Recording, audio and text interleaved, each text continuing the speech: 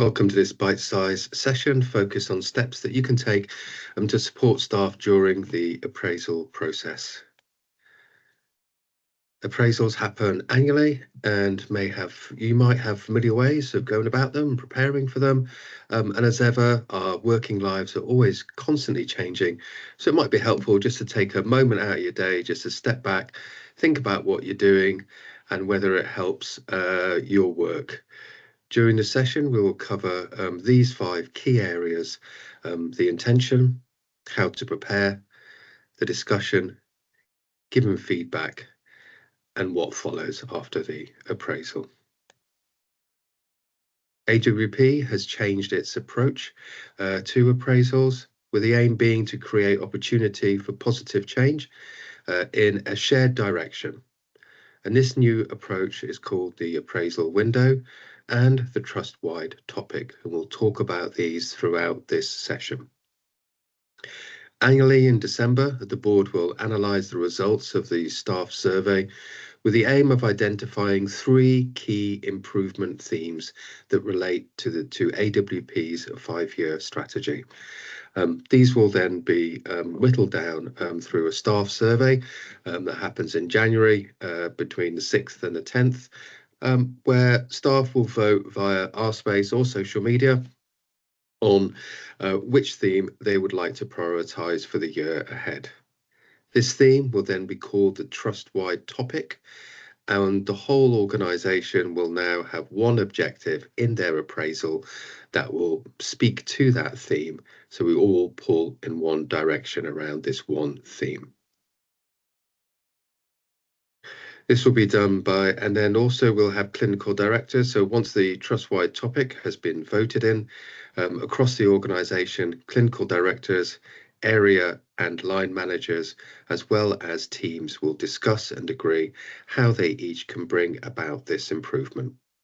This will be done by Band 8As and above, taking steps to have their appraisal completed prior to March each year, including requesting 360-degree feedback on their leadership style from the people they work with. And guidance on this can be found on the RSpace appraisal pages. The cascade sequence for appraisals of senior staff is January. Band 9s will all have their appraisals then, as well as 8Ds.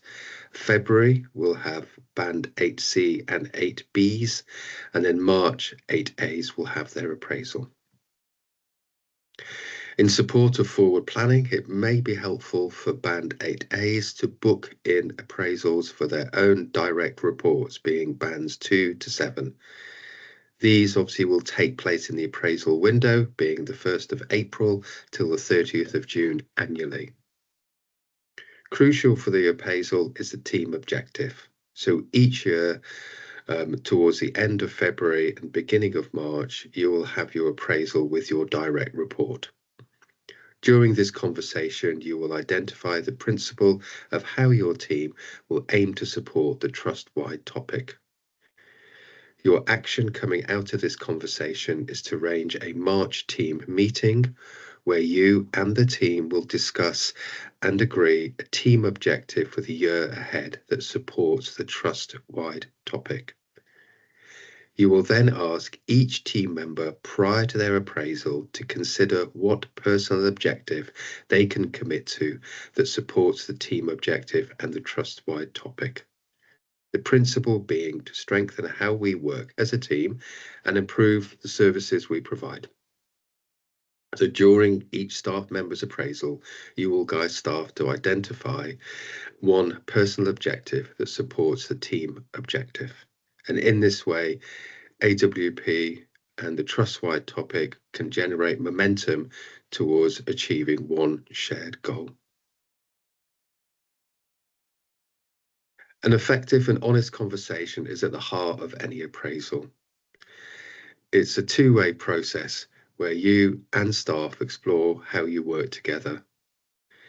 It should help staff to be clear about their roles, appreciate their responsibilities, be clear about their focus for the coming year and how they are progressing and the development they might need to achieve their objectives. The aim for the appraiser and the appraisee is to keep the experience of working life energized, fulfilling, and engaging. When considering how we all contribute towards the 5-year strategy, talk around these phases of an appraisal conversation known to reduce stress, lend purpose, and support feeling of teamwork. Pause and reflect. How has the last 12 months been? What have been the highlights? What have been the lows? What kind of things do we take away that we're proud of? What might we have done slightly differently? Have a think about these things. Encourage your appraisee to do the same in preparation for a successful appraisal. Celebrate success. Think about what we've achieved. It may not be a complete objective, we might have only achieved part, but certain challenges we've faced, we're proud of how we overcame them. These are successes. The progress has the appraisee made towards achieving their objective. How have they met pride values through their actions and interactions with others? How have they supported someone in their team to learn and grow in confidence? And how else might have they contributed towards the team? Look back at the year's one-to-one notes and quote clear examples. In this way, the appraisee sees that you're investing in them and you witness their struggles as their main support in the team. Looking back at notes, thinking about how people have been and having clear examples that you've both agreed because you've both agreed with the notes that have written in the one-to-ones shows that you're interested and you want to support them and you want the best for them. How helpful is the way that you support the appraisee? It's a reasonable question to ask. We are all changing every year, and the way that we work with each other might need to change as well. What else would be welcomed by them? And over the past 11 months, what kind of health and well-being conversations have you had? Are there any themes? What do they like about working with the team? And what are the challenges that they face? What are the attitudes that make it a good place to work? What leaves them feeling positive about their work and career? And where would they like to be in 2 or 5 years' time? This opens up the breadth of conversation that you can have with people and invites them to consider what their futures could look like. Now it's time to think about the future because we've acknowledged the past. Over the past year, what kinds of development has the appraisee asked for? How does the appraisee currently wish to develop their skills or knowledge? As an appraiser, what development do you think might offer additional skills to boost their performance? And what area of practice are they interested in, and how would they like to develop these?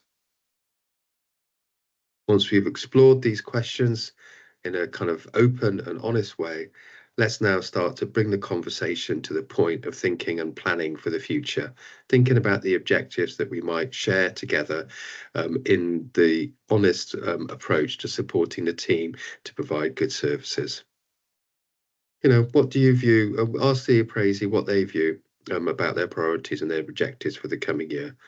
Where's the match or mismatch between your perception? Ask them how they feel themselves progressing and where do they see that happening.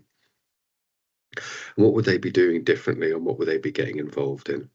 And how can you support this or not? And how does it support the trust-wide topic and the team's objectives? Explore these topics with patience and with an open mind. Summarize and reflect back your understanding, showing appreciation for their contributions over the past 11 months. Ultimately, all these reflections contribute to an increased awareness of how appraisees have been successful and the ways that they can develop. Key to an appraisal conversation is there are no surprises. Appraisal starts with understanding between the appraiser and the appraisee that there are no new concerns around performance or capability. Any concerns would have been raised prior to the appraisal, so everybody coming into an appraisal would at least be at the satisfactory level of performance. If there are any areas just before the appraisal, these are to be addressed in the first one-to-one directly after the appraisal. A guide to appropriate behaviours and conduct are outlined in the expected standards of conduct, behaviour and values, capability, codes of professional conduct, substantive contracts, standards and codes of ethics and civility found on ArtSpace. The appraisal is a 12th one-to-one. Appraisals are partly a summative conversation based on the review of the notes from the past 11 one-to-ones. These can help you when considering how to plan with the appraisee for the coming 12 months. It's a conversation that looks forward, clearly identifying steps that the appraiser and the appraisee commit to taking, where they are accountable to each other. Think about where they have come from and what direction you would like their role or career to go. Ultimately, it's a pull conversation and not a push. This is a leadership style that is intentional. Appraisals are about enhancing performance. Ask for the appraisee's opinion on team topics, what strengths they see in themselves, and how they draw upon them in their role. What impressions does the appraisee have of how the team functions?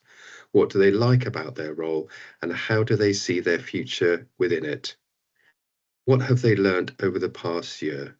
In what ways do they feel more confident?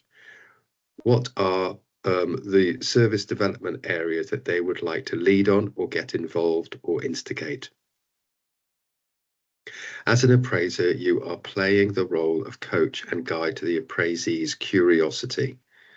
Support the appraisee to identify goals and the steps they can take to achieve them, recognizing any barriers or challenges they come across. Your role is not to tell, assert, nor dictate your opinion. Bring healthy challenges that stretch the imagination of what's possible for the appraisee. Here's a structure that can be used to formulate your ideas around prior to entering into the appraisal. The focus of an appraisal should be on enhancing performance. Below minimum standards should be picked up just before the appraisal throughout the year, or if it's come up during the appraisal period, and the first one-to-one directly afterwards. This is where an early conversation to explore the appraisee's conduct and behaviour and agree an action plan or to implement a capability or performance issue would rest. During these discussions, focus on the strengths and try to keep language that could leave the appraisee feeling shamed out of the conversation. Judgmental language will most likely negatively impact on the appraisee's currently challenged performance. Identify the staff members' willingness and guide the choices they make and explore the impact of the less favourable behaviours they show. This can grow insight. At a basic level, we would expect all staff coming into an appraisal with the minimum standard. What are the questions that you're asking appraisees to consider that can spark ownership and enthusiasm? Such as, what would you like to improve? What steps are involved in making this happen? How might you be acting differently once you've achieved your goal? What would you like to be different about X issue? How would it make you feel if you were doing all these things? What impact might your actions have on the wider team? Focus on growing their confidence and abilities. If someone's performing at the minimum standard, think about how they continually seek to enhance their performance. Be specific, focus on how staff lead themselves in their professional roles. We're all accountable for the choices we make. Focus on where the staff member is in their thinking by exploring the way they see their work, their relationship to it, and how this sits within the wider team's culture. Explore an objective and discuss with options, which options did they consider when choosing how to approach it? What suggested to them that this particular approach was the right one? What were the challenges they worked through? What have they learned, and how has this adjusted or not the way that they approach other dilemmas? We place enough limits on ourselves, seeking to broaden their consideration and set clear and measurable goals. Name and describe the incremental steps the appraisee will take towards successfully reaching their target. Praise their courage and effort. Achieving a desired goal isn't the only positive outcome that can be realized. Confidence, insight, determination, belonging are all valuable experiences that invite a sense of professional autonomy and team belonging. Changing how we choose our actions takes courage. New ways of thinking can feel intimidating. Our teams can affect our mental health and well-being, and determine care quality, and when functioning well, can be a source of innovation. These outcomes depend on the quality of team working and particularly whether there is a team climate of psychological safety. The role of compassionate leadership in creating these conditions is fundamental. It helps if we arrive at an understanding of others' challenges through dialogue. This might involve reconciling conflicting perspectives rather than imposing our own understanding. Compassionate leadership involves feeling the distress or frustration of others without being overwhelmed. Such empathy stimulates ours and others' intent to help. Be kind and be generous. Lead with understanding.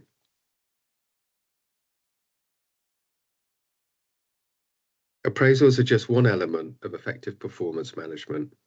Writing clear and measurable goals, following up on the progress, seeing where we can assist is helpful in planning, implementation, and review of objectives.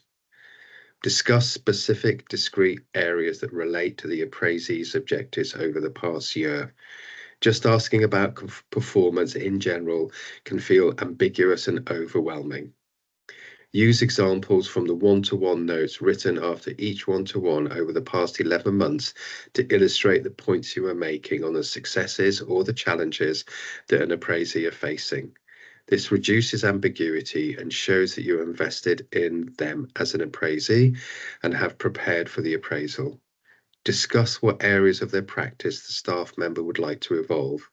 Why not explore what action they might like to take? Perhaps a PDSA, a plan, do, study, act cycle, they might wish to implement as a small scale test of change. Ask who might you do this with? Think about asking them to step outside of their comfort zone to invite professional growth. Identify the skills they have and would like to have. Often a framework such as a 9-box potential and performance grid in the appraisal best practice tool on our space is helpful to structure a conversation. Write down the self-identified development goals the appraisee and you identify. Why not have a look at the NHS Southwest Leadership Forum's Maximising Potential conversation tool? It is a helpful structure to identify how to grow the appraisee's potential and offers many helpful coaching questions around development. Have a look at the Southwest Leadership Academy free modules to evolve your own skills. It's well researched that leaders exhibiting support and care for their staff can positively increase staff autonomy around decision making and increase their control over work stresses. The quality of care offered by a team is dependent on the health, well-being, and effectiveness of our workforce. Guide the appraisee to grow their self-identified strengths. Preparing for an appraisal is perhaps no new thing to yourself, but it's helpful to step back and think about how the ways that we do things support us in the best. You and the appraisee will get more out of the appraisal if you both prepare. Have you read the appraisal one-to-one policy? Or have you read the notes from the previous year? Do you know what the trust-wide topic is? Have you set the team objective? Have you looked and read the AWP's 5-year strategy? Have you completed the undertaking quality appraisals e-learning? Does the staff member know how to prepare and what is being asked of them at this annual review? Send the previous year's appraisal to the appraisee, a minimum of 4 weeks before their appraisal. Ask them to review the last 11 months and identify strengths, challenges, surprises, reflections, learning, and potential areas for professional development. And that has happened over the opportunities that they maybe not have taken as a result of having a busy working life. Ask the appraisee to take time to reflect on their work and capture their thoughts. This will set the tone for the appraisal. Suggest they set aside time, maybe 10 or 15 minutes every week for a couple of weeks before their appraisal, so that they're ready and they feel that it's their meeting and they're prepared and they know what they want to get out of it too. Ask the appraisee to consider how they might have an objective that supports the team objective. Reflection is a really good way of taking time out to think about our actions and whether we're doing the things that we'd like to do, or to acknowledge some of the challenges that we're under and that we face on a daily basis. Let's capture our reflections when reading over the appraisee's notes and think about what stands out for us when we're reviewing their conduct. How have they performed in the key job description areas? If this is the appraisee's first appraisal, ensure you both have the same understanding of the job role. What tasks do they view as most important? Which are taking up most of their time? Have you thought how the staff members' strengths support their work or meeting their objectives? Thinking about reviewing their professional conduct and successes over the last year, have a look at their appraisal record, systematically work through it and think about how they have performed against each objective. Take a look at their job description and person specification. Consider how their job might have changed over the past year. Reflect on development activities they have or might not have undertaken over the last year. What opportunities weren't undertaken? Think about your relationship with the appraisee. Consider if this could be improved and how it could be supported. Discuss your professional relationship. Reflect on the feedback you have received about the appraisee's performance and how you feel they are performing. Consider how you will give this feedback and respond to any comments. For the coming year, consider what development activities they might need when planning ahead to undertake and meeting the challenges that face the team. How much CPD do they engage in? How helpful is that? How have they employed it? Have you accessed their Learn account to see how their statutory and mandatory compliance is?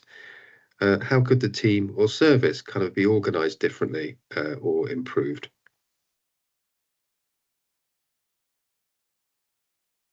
Preparing for appraisal and making time for reflection creates space for us to be considered in the choices we make around our intent and actions. Not all these questions might apply. So thinking about the past year, when reflecting on the conduct of the appraisee, what progress has the appraisee made towards their objectives? What have you noted, the appraisee, that you consider most or least helpful? How will you structure this feedback? If you could replay the year, what would you like to have seen the appraisee do differently? Thinking about the pride values, how have their actions illustrated pride values of passion, respect, integrity, diversity, and excellence? How have they contributed to the team being more inclusive or accessible? Have appraisees sought feedback from colleagues? Have 8As and above sought 5 varied sources of feedback on their style of leadership? And how have they responded to some of the comments in the I Want Great Care, the new service user and carer feedback process, replacing friends and family test? And how has the appraisee sought to include the experience of stakeholders, service users and carers in their work? When thinking about health and well-being, what do you think about their ability to note how well they're doing and take care of themselves? What things do you notice about them when they're doing well or not doing so well? How do they fit in with the team, and what kind of ways do they contribute to the team and how it works? And which are the moments that you've noticed them acting in a calm and competent manner? And what could you do to support to reduce the level of stress that they might be experiencing? And is there anything occupational health or wellbeing services could help to support their health and wellbeing? For further guidance, do take 5 minutes to have a look at the health and wellbeing pages on Artspace. Again, thinking about the year that's been and the year ahead, look back over the year and how do you see the appraisee contributing to the team? What ideas do you have to improve the way you and the appraisee work together? And how will this frame and approach this conversation? What informs your view that they're a good fit for a task, an initiative, a project that you're considering asking them to undertake? And give concrete examples from the year that's been, just to show that you're kind of in tune with where their abilities lie and where the stretch is for them. Reflect on how you see the appraisee developing over the coming year with all this approach. Are they performing well in their role, and are they happy, and are they going to remain in the team, or are they ready for their next move? How can you support that? And how have you noticed that appraisee has matured in their practice, and what might be the next steps in building on this new confidence? How do you see the appraisee place within the relationships of the team? And how has the appraisee developed over the past year? Thinking about the future in particular, where would the appraisee like to be in 2 or 5 years' time? How would they like to develop over this period? And where are the opportunities for them to learn, grow, and stay motivated? When thinking about ways to develop, what sort of ways have you used? I'll just give you a moment to pause and think about that.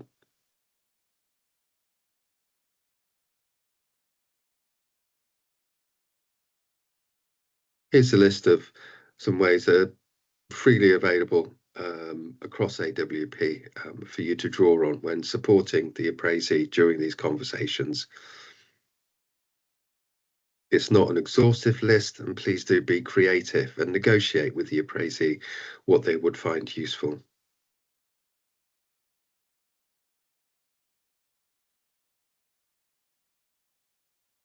Remember, you may be the appraisee's line manager, but during the appraisal, you are meeting as equals to discuss your role and agree objectives for the coming year.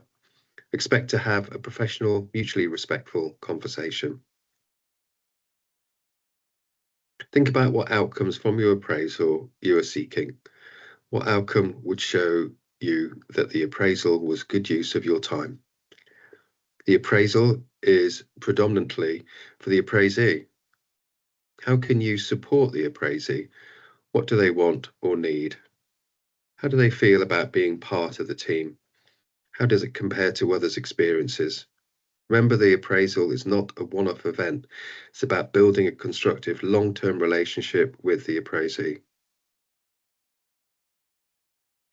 Make sure there's no surprises in the appraisal, and that any capability or performance issues are met outside of the conversation.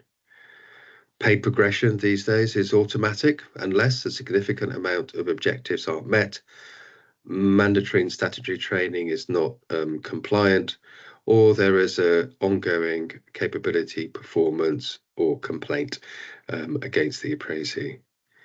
Pay progression can be revisited later in the year if any of these matters are addressed. Discuss their role and agree objectives for the coming year. Agree a personal objective related to the team objective.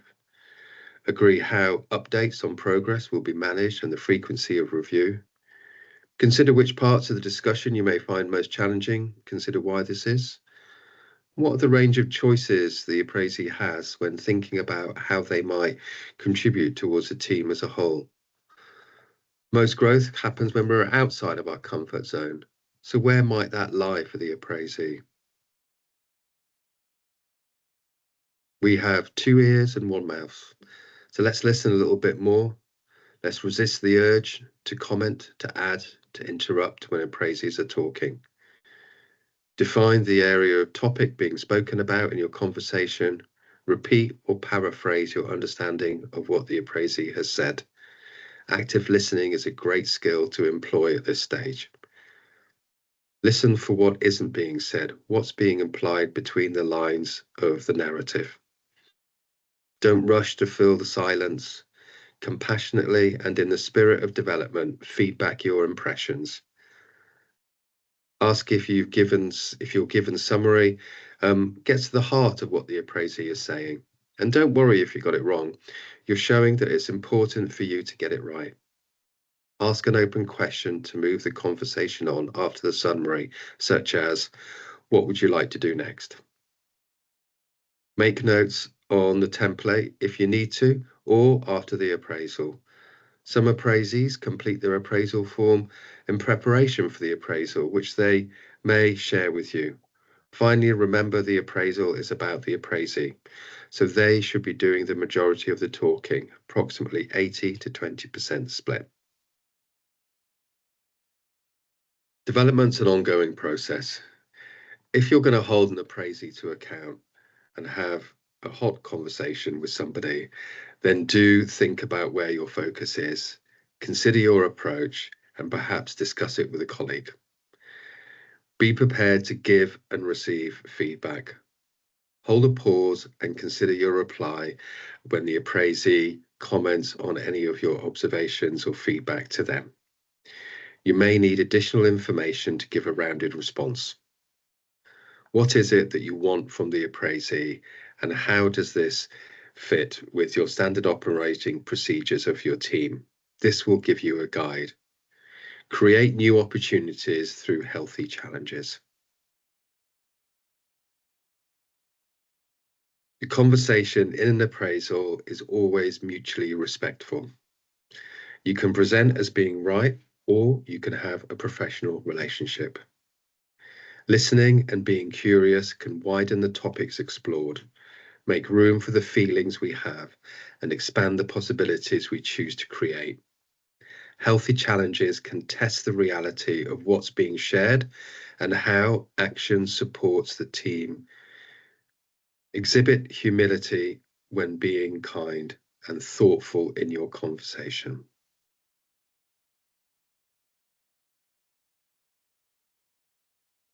Let's think about the spheres of influence that we have. User pull style is going to be far more effective than using a push style in conversation. Ensure you do more listening and less talking. Be inquisitive when asking for information. What's your greatest current frustration? How can we reduce or solve that? How will the appraisee know that their approach to an objective is working? What barriers might need to be reduced to support their success? Ask curious questions. That's an interesting thought. How did you arrive at that conclusion? How can we improve on that? Whether that be something around risk management, governance, functioning of the team, whatever that might be. What is the appraisee thinking but might be afraid to express? What are they not saying? Why do people come to this place of work, and why do they leave? Develop yours and the appraisee's understanding and be curious. What guides your understanding of this being an important project to undertake? How does it fit within the 5-year strategy for AWP? Who does the outcome serve? What other NHS trusts are doing around this project? How are they approaching the challenges that you face? Ask for their ideas. What do you think about how the team operates? How can you support the trust-wide topic and the team objective? What are your thoughts on X, Y, or Z? How would you see this working, and what might be the outcomes telling you that it is working whilst you're working on the objective? These are all ways that we ask someone to be critical and thoughtful about their actions in our absence, so that when they're in the team working on a day-to-day basis, they have this curiosity, and you are so showing to them that you support them to take the time to reflect on their practice. This is how we establish rapport. Focus on the person, and also we start to widening asking of general questions about the appraisee's health, hobbies, family, example, to negotiate topics, and narrow these down as the conversation progresses. Managing time is really important during the appraisal conversation. You have roughly around about 90 minutes to have this conversation once a year. Should the appraisee feel rushed, they'll limit their engagement and the range of conversations they are choosing to have. The appraisal could feel like a tick box exercise. The appraisee could also feel less important, and so the appraisal can feel not not a meeting of equals. This can affect the authenticity, depth, and quality of the conversation being held. Always listen and think about our full coaching conversational style. Ask a balance of open and closed questions. Open questions will elicit more information than closed. Closed questions can be used effectively to summarize, check facts, or close down a topic. Use what and how questions as a start for reflections when checking your understanding of moving the conversation on. When giving feedback, there are some structures that will follow shortly, although you might have some that work for you well as well. As an appraiser, one of your roles is to manage the time. If you see that you are running out of time, reflect this to the appraisee and agree how you will use the time remaining to continue the appraisal conversation. This is a helpful approach that gives structure to a range of conversations, being the funnel questioning style. Start with open questions, helps the appraisee to feel more at ease, let them know that you want to hear about their experiences, and it allows you to slowly progress into questioning that requires more detail. Questions you might ask in this phase are, how has the last year been? What did you learn from the past year? What have you been particularly pleased about? Were there any challenges you came across? How did you solve them? What have you been least pleased about? And how would you summarize the year as a whole? Listen to what people say, reflect it back, make sure that you've got a shared understanding, and then begin to ask a little bit more in-depth information once using the probing questions. This allows you to elicit more detail and focus on crucial pieces of information. You could use the TED questioning style, being tell, explain, and describe. What's an example of what you mean by? What were you doing when this started? What would you like to try that's new? Where do you see yourself in 2 or 5 years' time? Once you've asked for a bit more information and we've got a sense of what the topic is, summarize, and then after summary, start with some closed questions. Have I got the gist of what you were saying? It's a really good question to ask after a summary. Did I miss anything? So overall, it's been a good year. Have you considered? Would you be willing to? What if questions are fantastical questions that offer alternative perspectives. If you achieved X, Y, or Z, what would you be doing differently? What new processes would be in place? What would have happened for you to consider changing your approach? These two phases, the open, probing, and closed questions, followed by the what if question, can be used to consider elements for the smarter objective that we'll get to later. Given feedback. So we have a process of giving feedback there where we're asking people to discuss and communicate the right things in a timely way.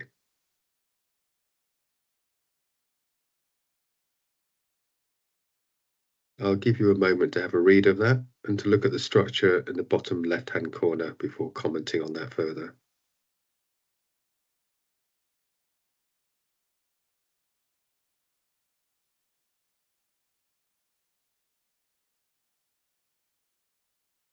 Using the feedback sandwich approach there, being something positive, something that's more of a challenge in an area for growth, finishing off with something positive could leave the appraisee that they contribute, but also have room to develop, which is energizing and inspiring as well at the same time.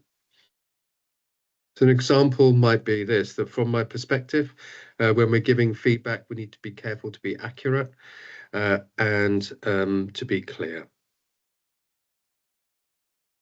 This is an example of a simple piece of feedback which describes the behaviour we're observing that we think could change, a discussion about what we might do about and what we might do about it. So from my perspective, I see you communicating regularly with your direct team and building effective relationships.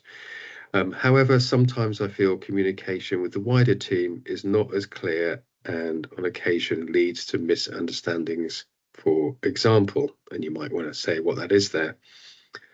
But in discussion with the appraisee, we might want to ask them, what do they think?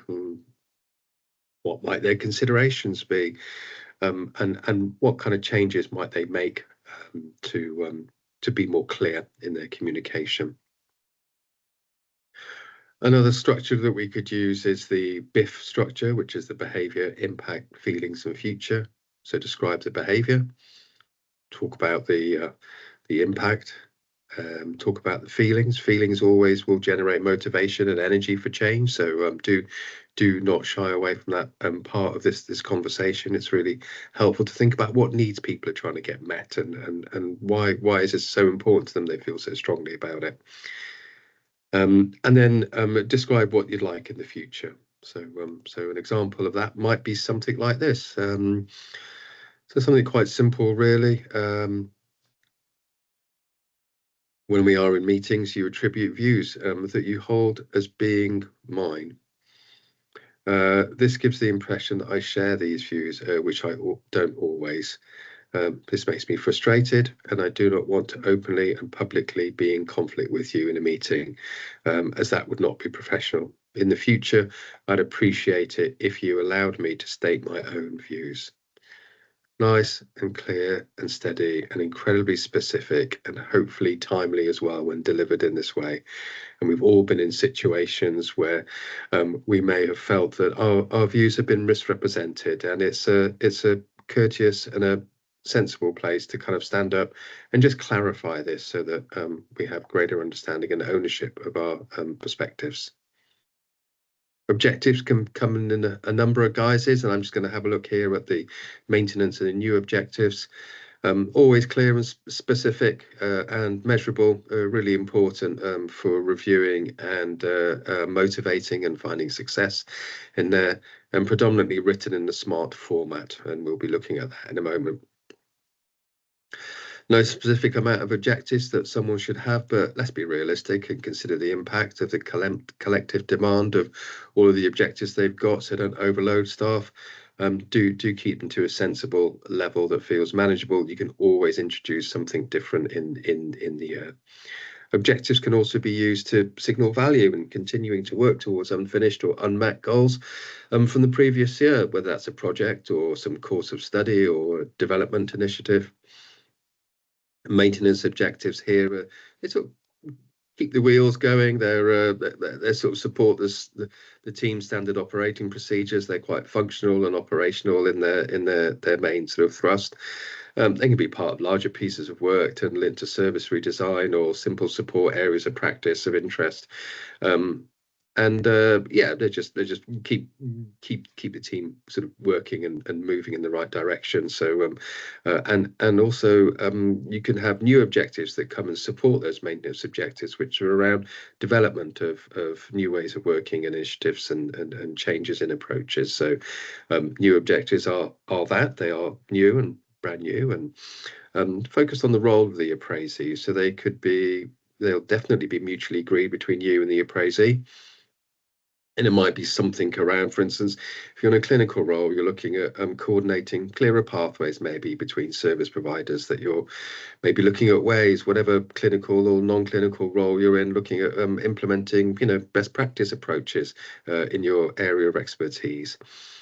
You might want to collaborate with some colleagues around some of these objectives and find allies and strengths to draw in the team to get the job done, and form that kind of cohesion. Really, really nice to work with other people on this sort of stuff. And they can also be, develop goals with the appraisee, support of ongoing progression and learning. So they might want to access some of the leadership modules from the Southwest Leadership Module Consortium, and also access some Future Learn modules that are free online and access via libraries, or shadow a counterpart in an allied service to visit them and see how their processes work to support referral. So whatever that might be, these are kinds of objectives that people could write that are new when working in a team. Always use open discovery questions to explore each element of a SMART objective. So what specifically do the appraisee and the appraiser want to get done? How does that fit within the specific bit? Be as accurate and concise as you can. How is it going to be measurable? How much of this will the appraisee do, and how often will they do it? What kind of milestones might they be coming across, if they're moving in the right direction or if they're not? What are they expecting to see as a result of their actions? In terms of the A for the action-orientated element, what will the appraisee do to make the change happen? How will they progress this? If things aren't working, how are they going to respond to it? What choices have they got to make? Who are they going to speak to? Let's be realistic. Life in a working environment is unpredictable. We do our best each day, but it's important to stay true to some goals throughout the whole year. Objectives help us stay on track. So let's think about what needs to happen to support us to do the objective. How confident are we that we're going to be successful on a scale of 1 to 5? How important is it maybe to ask on a scale of 1 to 5 for us to bring this change about? What is likely to stop us doing this? And what can we do to get over some of these barriers? When considering whether an objective is achievable, consider this within the context of all the objectives that we're asking someone to do, and not just in isolation on their own. Time limited is really helpful, whether that's going to be for a review period in there, or whether that's going to be that the whole objective is going to be completed within a certain time frame within the year. Do be specific about that. Always nice to check in with people through the year about how your objectives are going. So again, there's no surprises for the following appraisal, and it's nice and collegiate and supportive, and you can share the challenges and talk through some of the approaches that you have. As well as celebrating some of the successes and the wins that we get along the way when we're doing these pieces of work. This approach and style of conversation provides greater focus on the appraisee and creates a shared understanding of the goal and its constituent parts. It increases awareness of potential challenges and how to approach them. Most of this work is done in your absence, so help the appraisee as much as possible in this phase of writing the objective. Explore together, as this can build confidence and clear agreements for a staged approach to achieving the objective. Again, really helpful around review time, and also when we give feedback, we have a shared understanding that's captured in the objective. Here's an example of a new objective and a maintenance objective. And I'll just give you a moment to read that before we move on.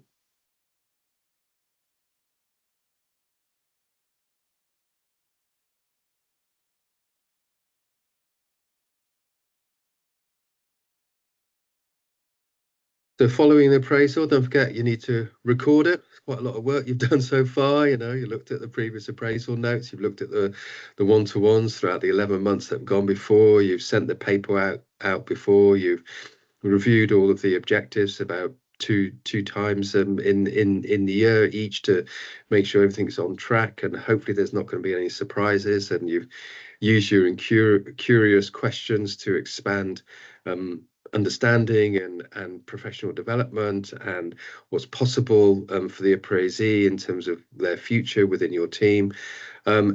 Now we need to kind of make sure that we've logged it, that it's taken place. So do have a look on our space.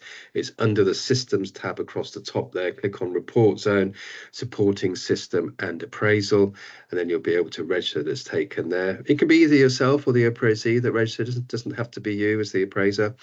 So do agree that in the session, and send off the filled in paperwork to the appraisee to comment and maybe adjust some of the objectives if need be, and some of the emphasis or the wording, and do take time with that process, but also make sure that it's done within a reasonable sort of 4-week window, so that it gets recorded on our space there, and reflect on how it went. It might be useful that when you go back in your next one-to-one, just talk about the appraisals and talk about the objectives that were written, and just see how it sits and what their plan is and how they think of the year ahead as the appraisee does, and just unpick that with them and show that you understand that they're in service to them, but it might be a bit of a challenge, but you're there to support them. So do make sure that there's follow-up afterwards in the one-to-ones, just like that last point says there too.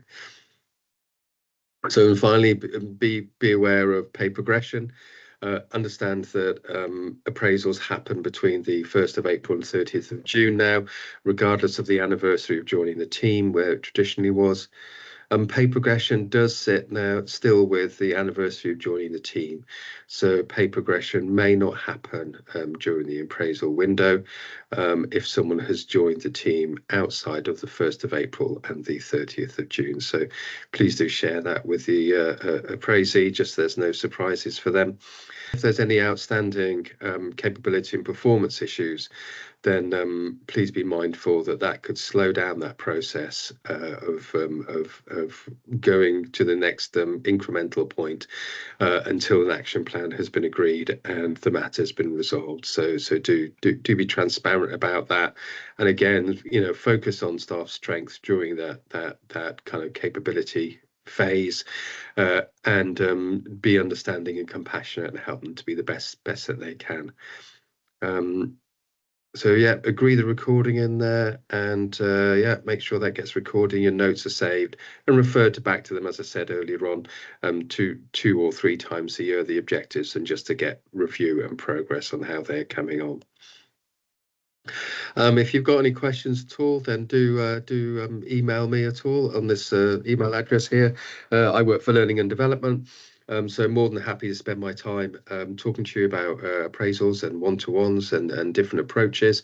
So if there's something in particular that you would like, please do drop me an email, and I'm happy to pick this up outside of this recording.